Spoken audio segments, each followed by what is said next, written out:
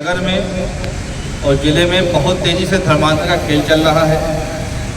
बहराइच ज़िले में जो मुख्य चर्च है CNI चर्च रायपुर राजा में, यहाँ पर भी प्रत्येक रविवार को बड़ी संख्या में हिंदुओं को बुलाया जा रहा है। जादू टोना झाड़ फूक बीमारियाँ दूर करने के नाम पर यहाँ पर धर्मांतर का खेल चल रहा है। इसके अलावा गांव-गांव नए चर्च बनाए गए हैं। बहराइच जनपद के महासी तहसील क्षेत्र के थाना हरदी पानेपुरवा गांव में एक नया चर्च संतोष जजवान नाम के व्यक्ति ने, जो कि अभी 8 साल पहले ईसाई मिशनरियों द्वारा ईसाईकरण करवाया गया था, जिसका उसको ईसाई बना करके वहाँ पे चर्च खुलवा करके वहाँ पे हजारों की संख्या में भीड़ इकट्ठा करके लोगों का ईसाईकरण लगातार हो रहा है। इससे अंधविश्वास भी समाज में बढ़ रहा है।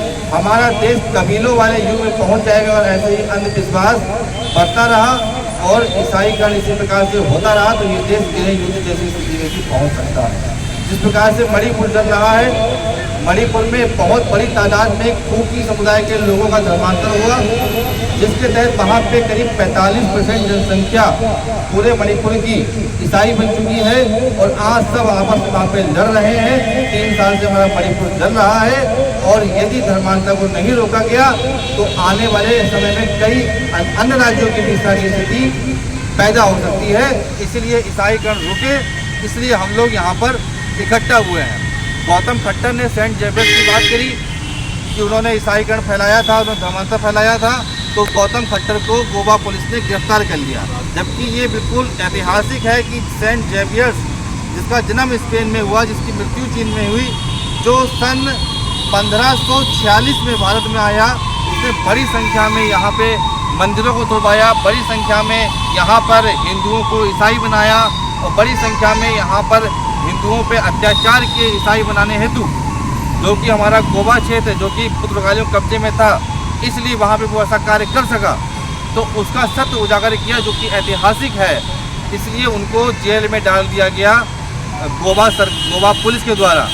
इसी प्रकार से अनेक बार हमारे जो भी सनातन धर्म की आवाज़ को बुलंद करता है, चाहे वो मोनू मानेसर हो, चाहे वो मुन्ना बजरंगी हो, चाहे वो सत्य साधु हो, चाहे वो सलीम वास्तिक हो, चाहे वो निपुण शर्मा हो, चाहे वो टी राजा हो, जितने भी हमारे हिंदू नेता हिंदुओं की आवाज़ को बुलंद करते हैं, उनको किसी न किसी बहाने से जेल में डाल दिया जाता है। उन्हें आवाज़ बुलंद नहीं करने दिया जाता है। कहा जाता है कि इनको ये कहने की स्वतंत्रता नहीं है। दूसरी तरफ ओवैसी बंधु कहते हैं कि 15 मिनट में हिंदुओं को हम समाप्त कर देंगे।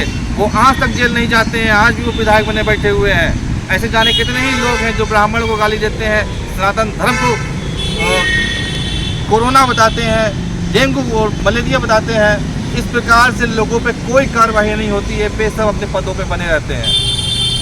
केवल हिंदुओं पर ही कार्रवाई होती है। तो ये आर्टिकल 19 क्या हिंदुओं के लिए इस देश में लागू नहीं है? केवल मुसलमान और ईसाइयों के लिए ही आर्टिकल 19 लागू है। इस पे हमने कड़ी आपत्ति जताई है और ज्ञापन में प्रधानमंत्री महोदय से इस पे हस्तक्षेप करके न्याय संगत नियम लागू करने की मांग हमने की है। साथ ही हमने मांग रखी है कि जितने भी हमारे हिंदू भाई बंधु मुसलमान या ईसाई बने हैं, उन सबका SC ST OBC का आरक्षण और अन्य सुविधाएं SC ST OBC के तहत जो मिल रही हैं, वे सब बंद की जाए। क्योंकि भारत के संविधान 1950 राष्ट्रपति का आदेश के अनुसार दलित होने का अधिकार केवल हिंदू समाज के लोगों को ही है। दलितों का लाभ केवल हिंदू समाज के लोगों को ही मिल सकता है। अन्य समुदाय के लोगों को दलित होने का लाभ नहीं मिल सकता। तो इसलिए सरकार इस पर फैसला ले और OBC वर्ग को भी केवल हिंदू समाज से संबंधित ही रखे।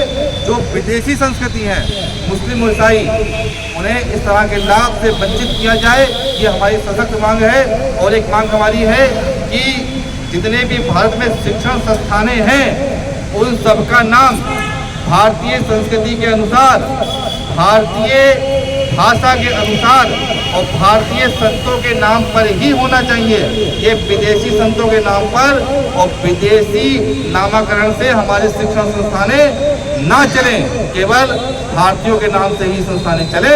ऐसी हमने सरकार से ज्ञापन के माध्यम से प्रार्थना की है। और यदि सरकार नहीं सुनेगी तो बहुत बड़े आंदोलन होंगे और बहुत बड़ी प्रतिक्रियाएं होंगी। इसके लिए शासन प्रशासन से जिम्मेदार है। धन्यवाद।